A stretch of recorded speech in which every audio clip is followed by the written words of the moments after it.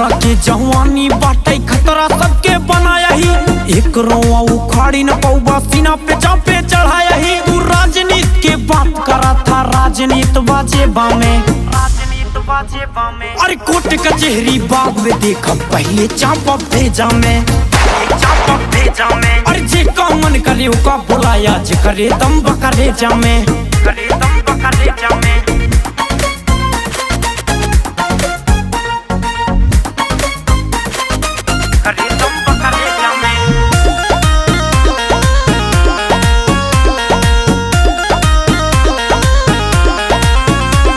हम 1090 पे हुई फायरिंग चर्चा भाई राजधानी में। लखनऊ में बदहशत गोली चली पुलिस निगरानी में, लखनऊ में बदहशत गोली चली पुलिस निगरानी में। हम 1090 पे हुई फायरिंग चर्चा राजधानी में। लखनऊ में